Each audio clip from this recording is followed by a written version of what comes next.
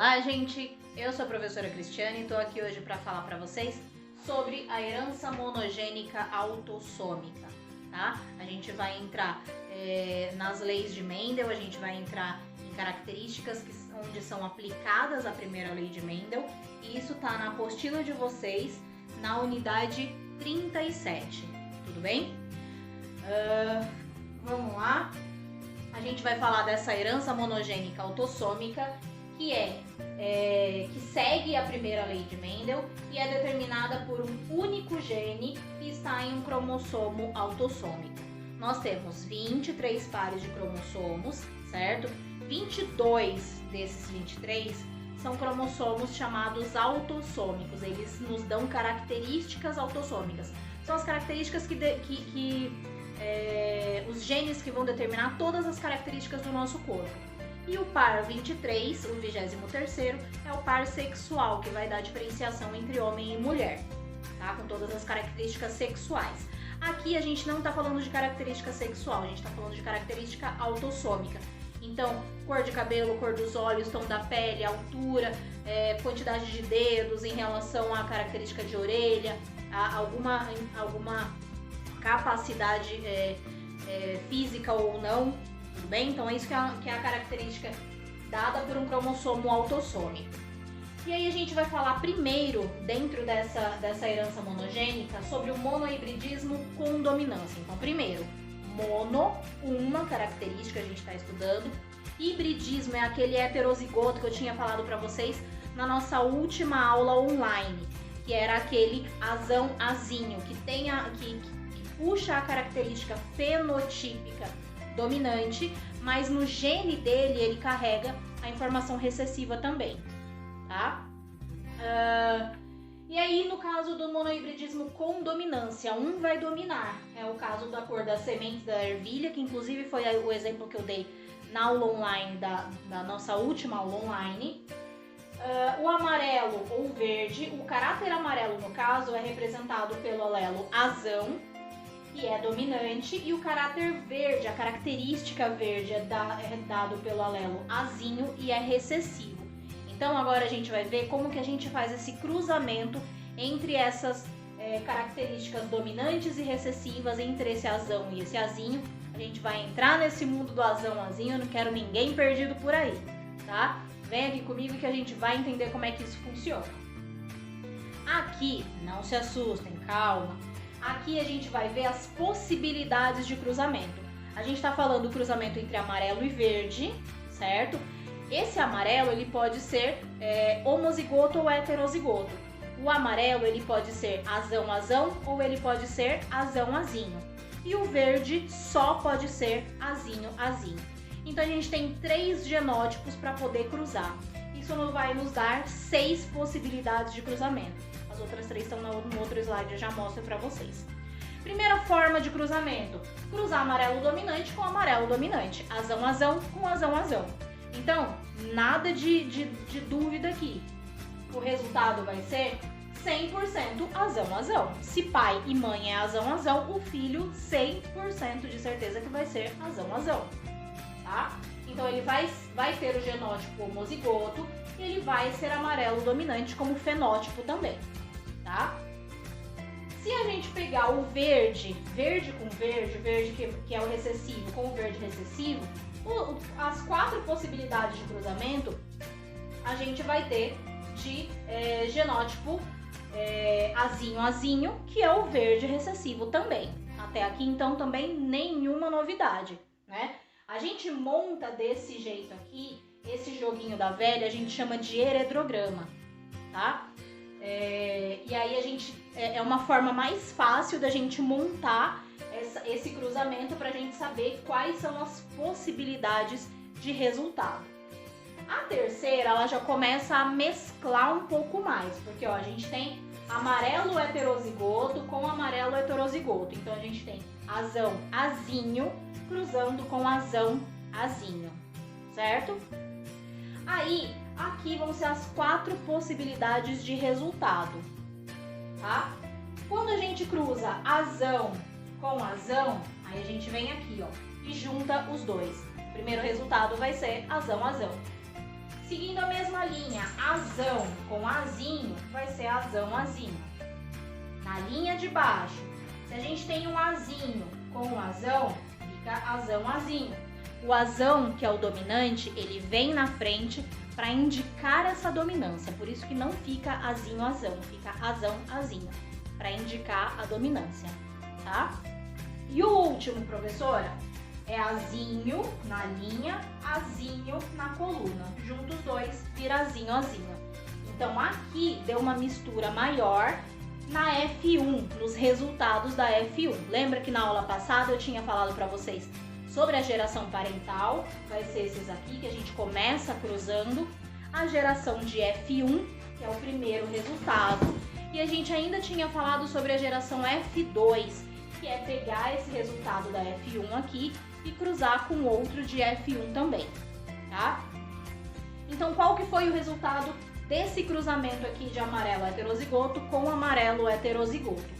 A gente tem 25% de resultado azão-azão, que é o amarelo dominante. A gente tem 50% de azão-azinho como genótipo, que é amarelo dominante também, só que nesse caso ele é heterozigoto, não homozigoto. E temos 25% de resultado azinho-azinho, que é o genótipo que vai indicar o verde, que é recessivo. E aí, se o verde é recessivo, ele só pode vir na forma homozigota. É a única forma que ele expressa a sua característica. Tudo bem? Os outros três estão do lado de cá, a gente vai fazer a mesma coisa, tá? Então, ó, a gente tem cruzamento de amarelo dominante com o verde recessivo, tá? Azão-azão com azinho-azinho. A gente vai só juntar linha com coluna. Então, azão com azinho, azão-azinho, tá? Azão com azinho, azão-azinho. E isso vai acontecer nos outros. Azão com azinho, azão-azinho, azão com azinho, azão-azinho. 100% de resultado da F1, azão-azinho, certo? Que é o genótipo heterozigoto para o amarelo dominante, tá? Então aqui a gente inclui alguns dos conceitos que eu tinha passado para vocês na nossa aula online, que é de homozigoto, heterozigoto. Homozigoto quando os dois alelos são iguais, ele é puro. Heterozigoto quando os dois alelos são diferentes, ele também é chamado de híbrido. E aqui a gente já está falando de dominante e recessivo. A gente está falando do dominante, aquele que expressa a sua informação genética, mesmo quando aliado a um outro diferente dele. E o recessivo, que só impõe a expressão da sua característica quando está em homozigose, quando está os dois alelos iguais. Tudo bem? Então, só para vocês se recordarem aí desses conteúdos, desses conceitos que a gente viu nos conteúdos passados. Isso é importante saber. Por isso que eu falei para vocês que era importante acompanhar, porque uma coisa vem puxando a outra, tá bom? Continuando, a gente tem agora o cruzamento de um amarelo homozigoto com um amarelo heterozigoto, tá? A gente tem aqui, ó, azão com azão, azão-azão. Azão com azinho, azão-azinho. Embaixo também, azão com azão, azão-azão, azão com azinho, azão-azinho.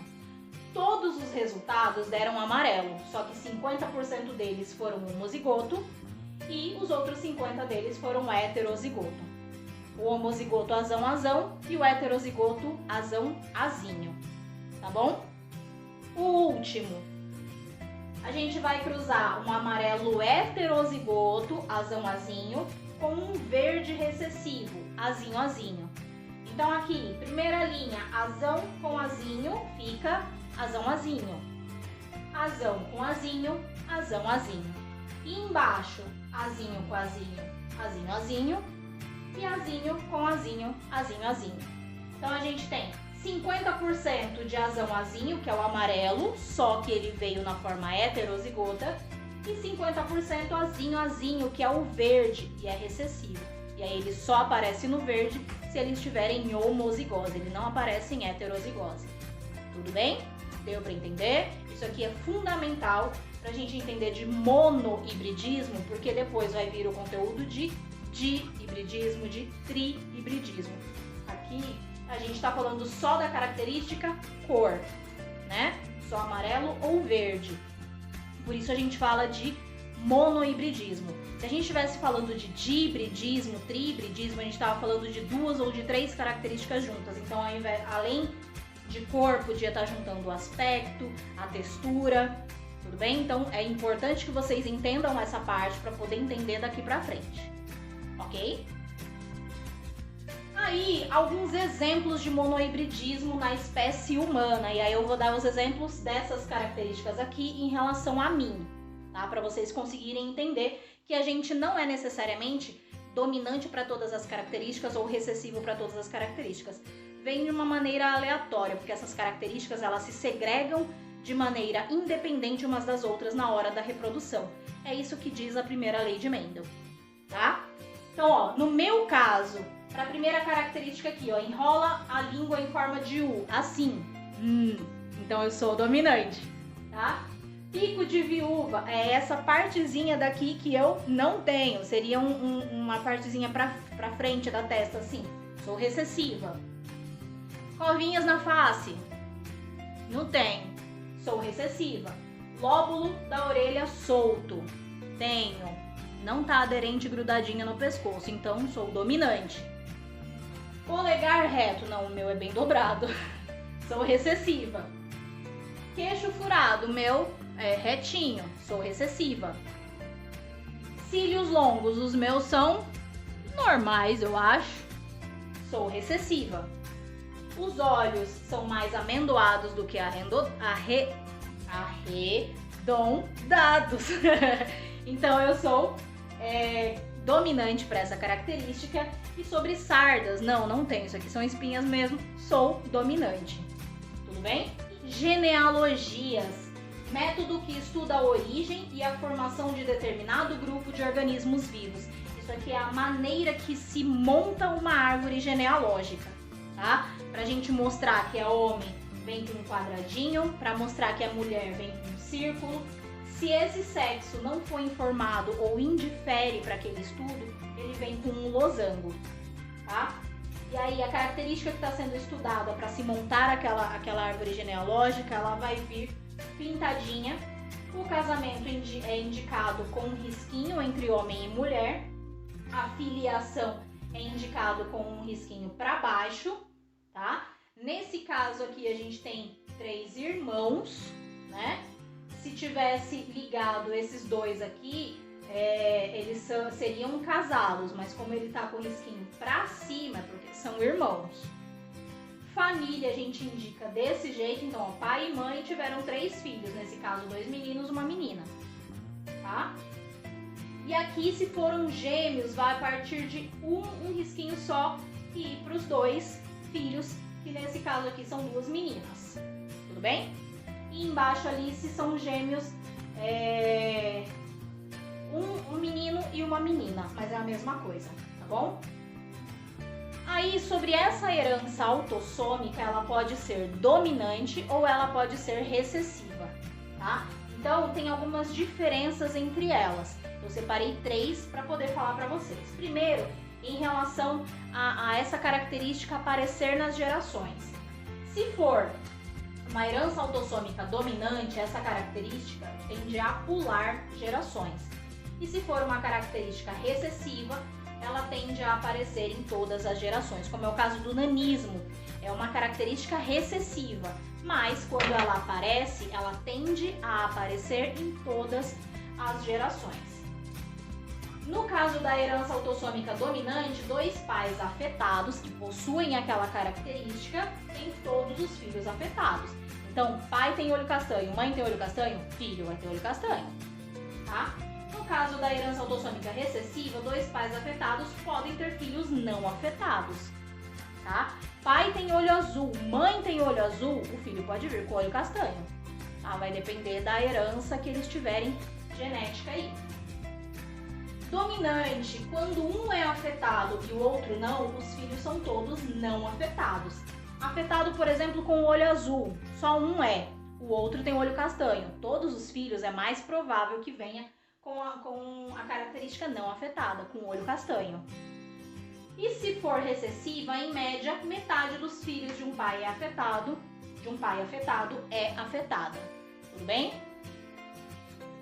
Monohibridismo sem dominância. Até agora a gente falou o monohibridismo com dominância e agora a gente vai falar sem dominância. São variações da primeira lei de Mendel, tá? No caso, é um tipo de herança determinado por um par de alelos entre os quais não há dominância entre eles. E o heterozigoto vai apresentar um fenótipo diferente em relação àqueles dois homozigotos que geraram ele.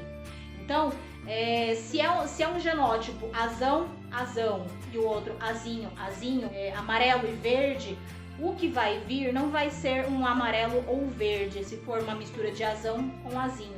Aliás, a gente não vai usar o maiúsculo e o minúsculo aqui para indicar a dominância, porque olha, não tem dominância, tá? A gente vai usar letras diferentes aqui no lugar dos alelos para poder indicar que não existe essa dominância, tudo bem?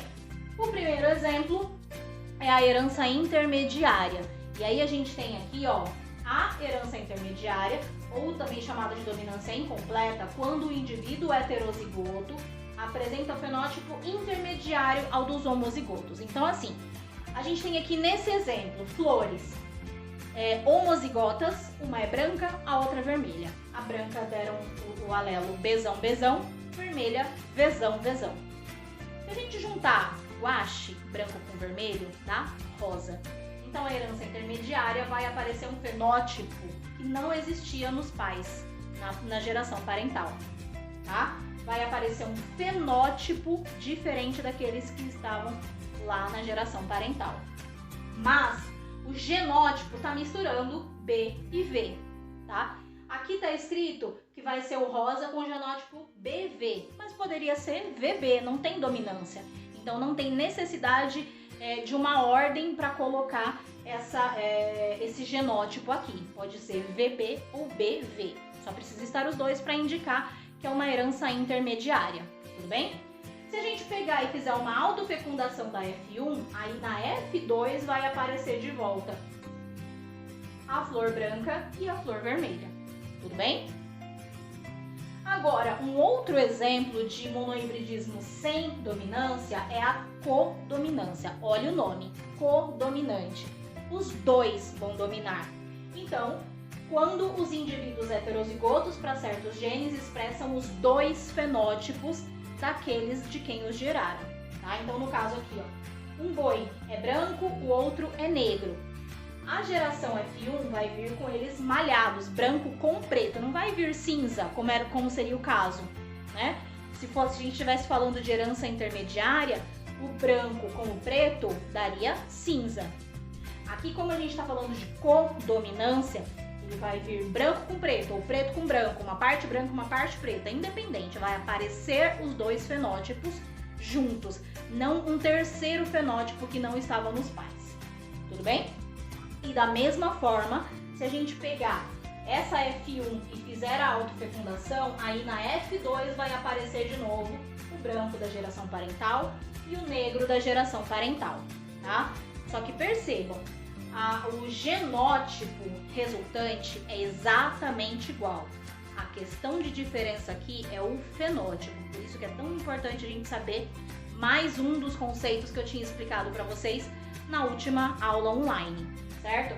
Então, o genótipo, conjunto de genes, que você nasce com ele, você vai morrer com eles, e o fenótipo é a junção, a interação dos seus genes com a ação do meio ambiente. Aí o fenótipo pode mudar conforme a alteração do ambiente. O genótipo, jamais. O genótipo aqui é o mesmo para a herança intermediária e para a codominância. Só que há diferença. Olha só, aqui é branco, aqui é marrom.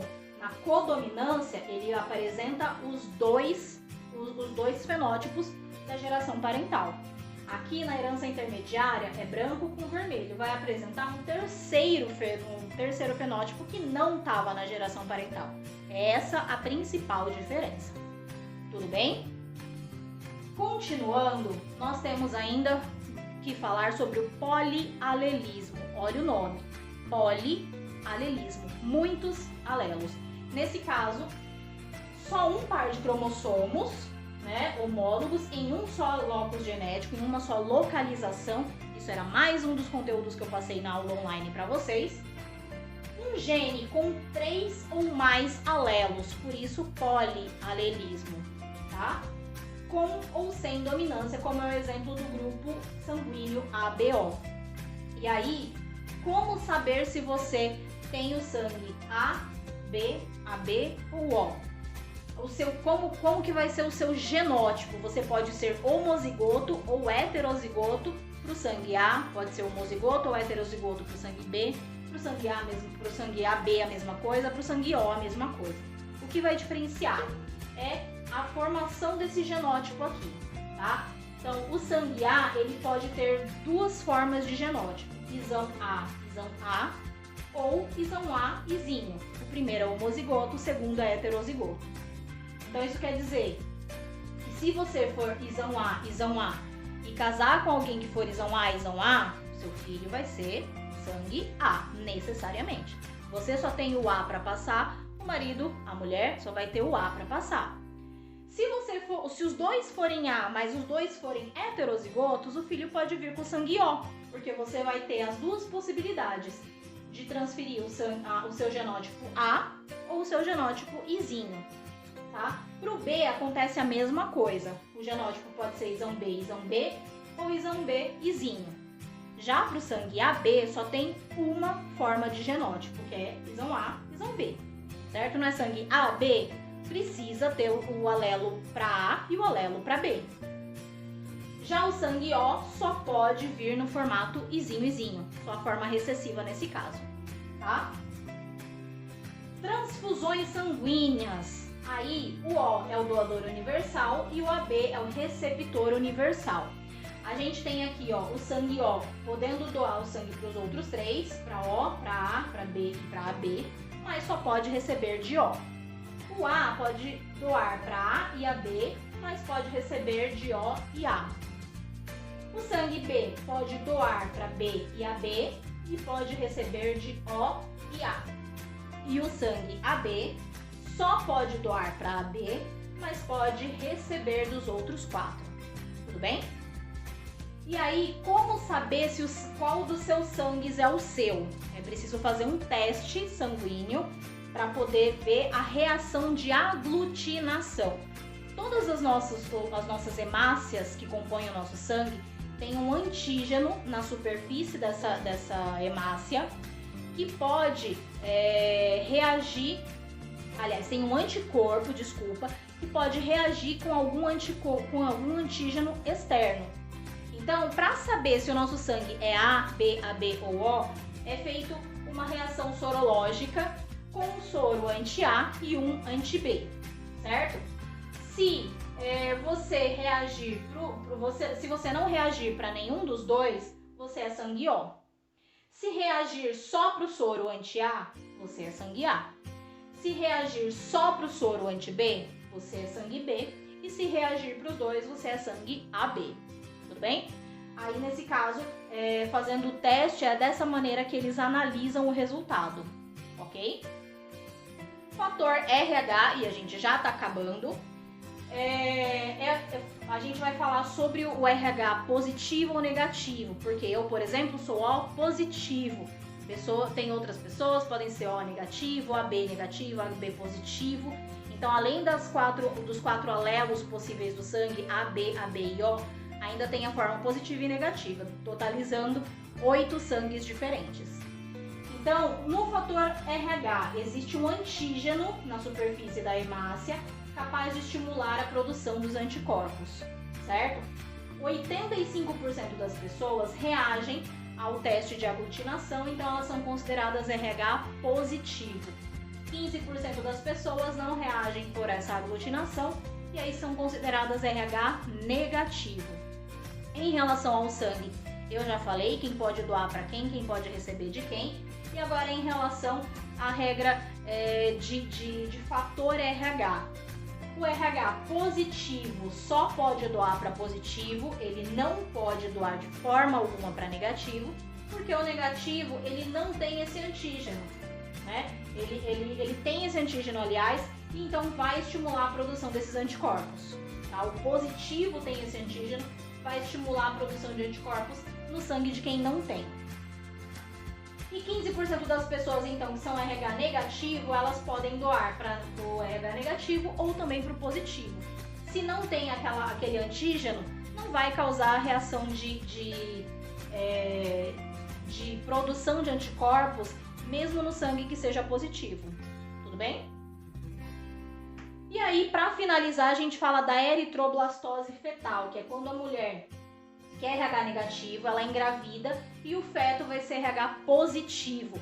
Ela não tem um antígeno, o bebê tem, então o fato daquele antígeno estar no bebê vai estimular a produção de anticorpos na mãe. Esses anticorpos, numa primeira gravidez, só sensibiliza o corpo da mãe, certo? Numa gravidez subsequente, se o filho também for RH positivo, vai gerar essa reação dos anticorpos já produzidos no corpo da mãe em relação ao corpo do bebê. Então esses anticorpos vão atravessar a placenta, vão destruir as hemácias do feto e aí vão destruir as hemácias maduras daquele feto. Vai fazer com que o feto seja obrigado a lançar na corrente sanguínea as hemácias que são imaturas, que são chamadas de eritroblastos. Por isso do nome da doença, eritroblastose.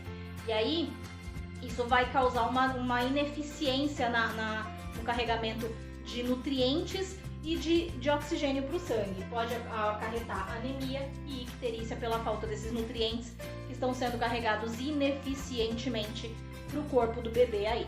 Tudo bem, gente?